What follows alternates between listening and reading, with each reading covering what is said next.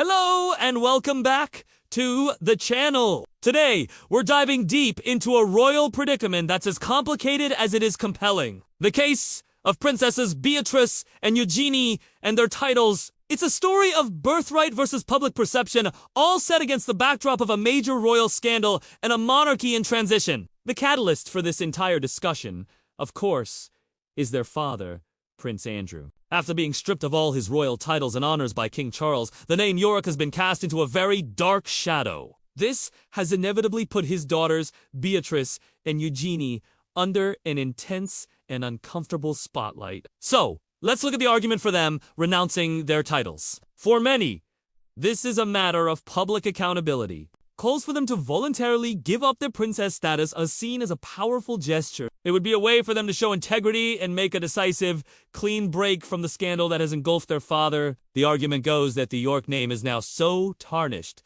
perhaps permanently, that keeping their titles only serves to tie them to that damaging legacy. Public opinion seems to lean in this direction too. Even before the recent scandals reached their peak, various polls have consistently shown significant public support for the idea of Beatrice and Eugenie becoming private citizens. People seem to prefer seeing them pursue normal careers rather than being working royals funded in any way by the public purse. The feeling is that a modern monarchy should be streamlined, and non-working members shouldn't carry titles that suggest otherwise. However, the argument against them renouncing their titles is just as strong, and it's rooted in a crucial distinction. Their father was the Duke of York, a title that was gifted to him by the Queen upon his marriage. It could be given, and it could be taken away, but Beatrice and Eugenie are princesses by birthright. Under the 1917 Letters Patent, a legal instrument that still governs these matters, the children of a monarch's son are automatically granted the title of prince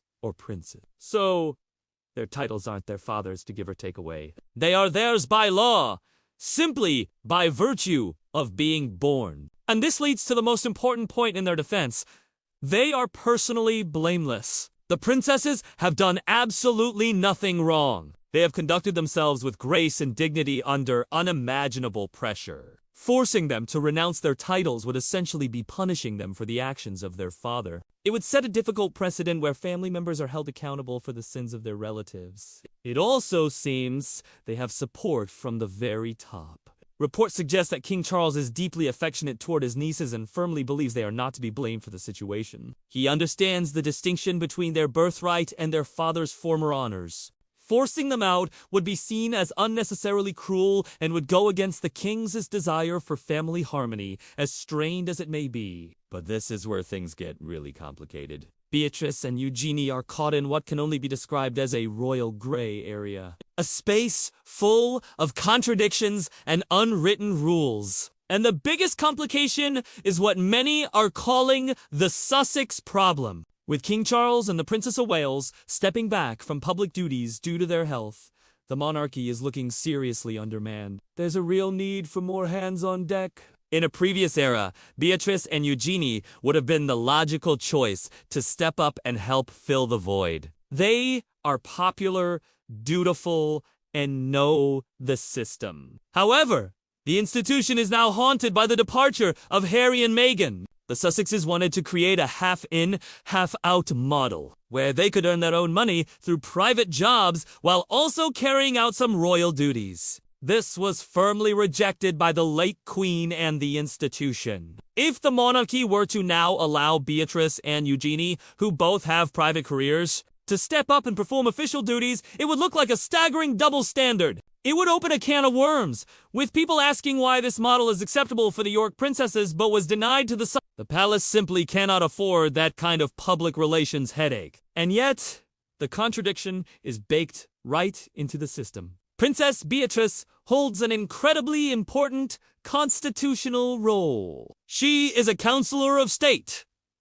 This isn't a ceremonial title. It's a legal position! She is one of the very few individuals legally empowered to act on behalf of the monarch if he is incapacitated or abroad. She is, quite literally, part of the legal machinery of the state. So, how can she be both a private citizen with a regular job and also a person who can be called upon to sign laws and receive ambassadors on behalf of the king? It's It's a paradox at the heart of the modern monarchy. On top of all this external pressure, there's the intense internal family politics. We've all read the reports, though they've been officially denied, about pressure being applied to Prince Andrew to vacate Royal Lodge. It is easy to imagine how his daughters are caught in the middle of these deeply personal and stressful family negotiations, trying to support their father while navigating their own unique positions within the firm. So, when you put it all together, you see the impossible situation they're in. Princess Beatrice and Princess Eugenie are trapped. They were caught between a title they were born with and a public scandal they played no part in creating. They are unable to fully step away because their birthright and constitutional roles tie them to the crown.